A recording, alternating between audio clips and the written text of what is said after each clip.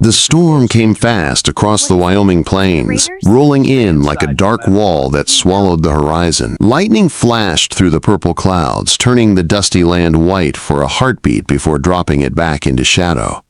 The wind carried the smell of rain and danger. Horses across the valley lifted their heads, ears twitching, uneasy. Caleb Turner felt the change before he even saw the storm. He stood outside his barn, one hand resting on the wooden door, the other gripping the rope tied to his nervous buckskin mare. The sky grumbled like an angry beast. Caleb had lived on the frontier long enough to know this storm was different, stronger, meaner. The kind that tore roofs off barns and turned creek beds into roaring rivers. "Easy, girl," Caleb murmured. "We'll get you inside before the sky tries to kill us both." He pulled the mare toward the barn, boots thudding on the dry ground just as the first drop of rain splattered against his hat brim. Another followed. Then a dozen. In seconds the sky split open and rain poured down in thick, heavy sheets. Caleb shoved the barn door open and dragged the mare inside.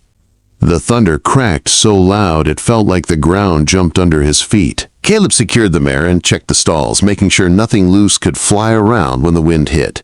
His ranch was simple.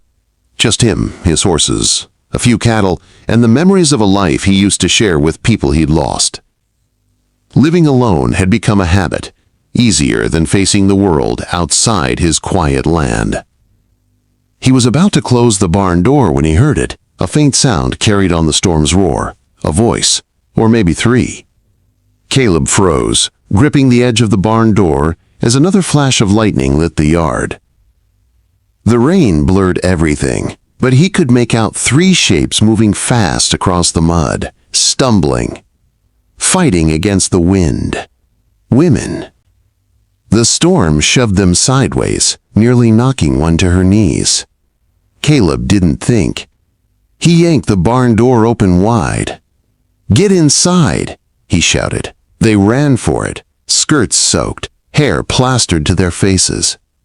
As soon as they crossed the threshold, Caleb slammed the barn door shut.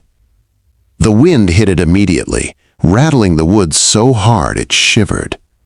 The three women stood dripping on his barn floor, water pooling below their skirts. All of them shivered. All of them looked like they'd been running for miles, but it was their faces that caught Caleb's attention. Fear, exhaustion, and something else. Something sharp and watchful. The eldest woman stepped forward first. She looked to be around 28, with long, dark hair, heavy with rain. Her eyes were fierce and alert, scanning the barn like she expected trouble to step out of the shadows.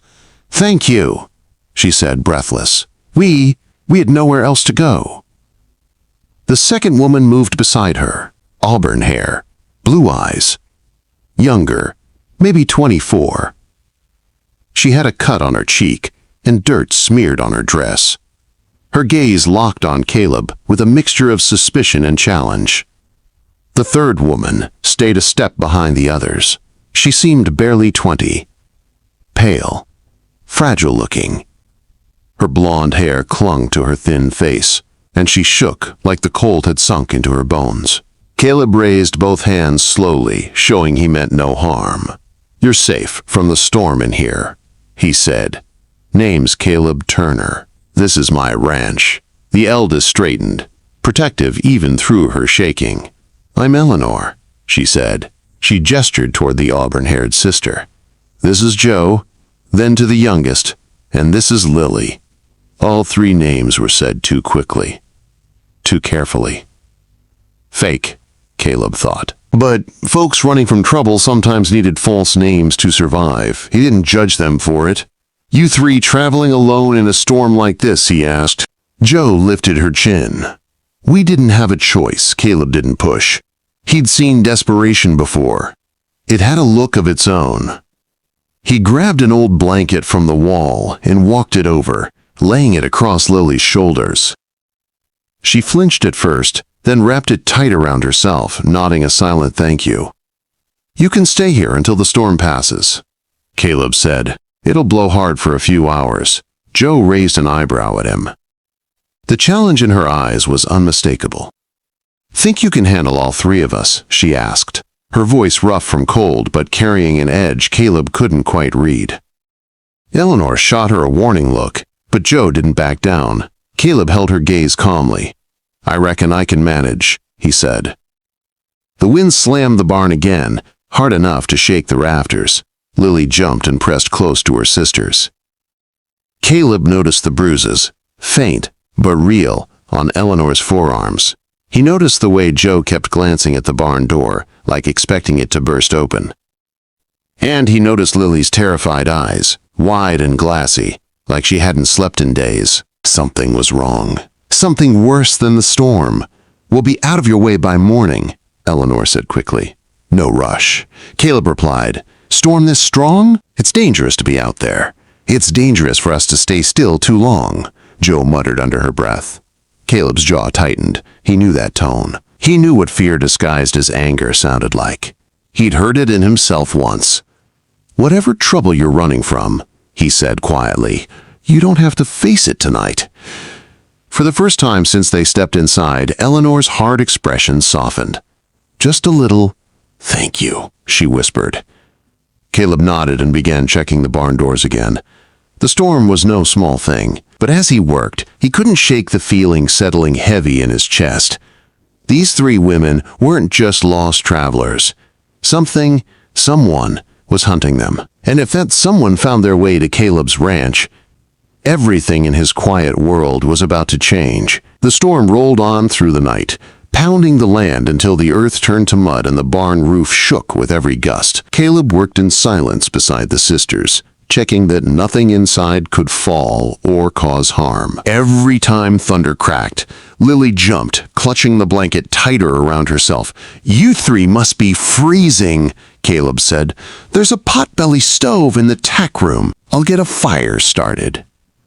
Joe stepped in front of him before he could move. "Fast. Too fast." "No," she said, voice sharp. "We're fine here." Eleanor touched her sister's arm in warning, but Joe didn't back down. Caleb raised his hands calmly. "You're safe," he said. "If I wanted trouble, I wouldn't have opened the door." Joe held his stare for several tense seconds before she stepped aside, jaw tight. Caleb walked to the tack room, lit a fire, and stepped back to give them space to warm up. The barn glowed soft and orange as the fire grew. Eleanor led Lily to the heat first, rubbing her arms gently. "You're shaking," she whispered. "I'm trying," Lily murmured, fighting tears. "I'm trying so hard," Caleb pretended not to hear, but his stomach tightened.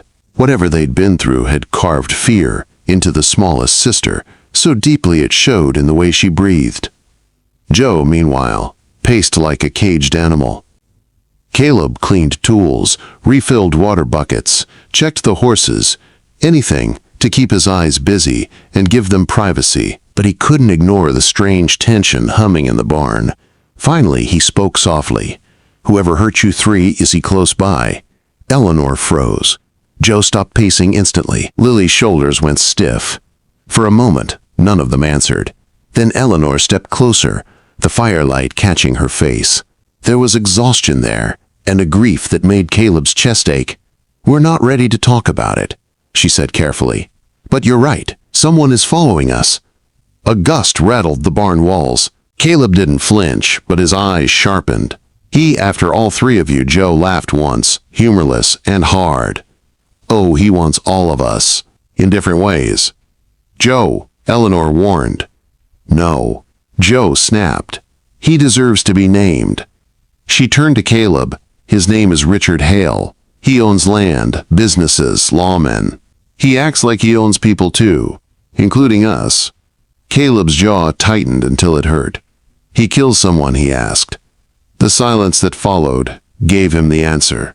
Lily wiped her face with trembling hands. "He killed our mother," she whispered, "and then he—" Her voice broke. Eleanor wrapped her tightly in her arms. Joe looked away, eyes burning. Caleb felt a cold, dark anger settle into his bones. He didn't push for more. The truth was already enough to understand. Hale wasn't a man who wanted justice. He was a predator hunting what he thought belonged to him. "Did he send men after you?" Caleb asked 3 riders. Eleanor said, "Last time we saw them, they were half a day behind." Joe sneered, "They won't quit. Hale has money. Power. Men who follow him like dogs. Then why'd you come this way?" Caleb pressed, "Nothing north of here but barren land." "We weren't trying to find a place," Joe said bitterly. "We were trying to lose one." Caleb nodded slowly. "Storm's too rough for anyone to ride through tonight," he said.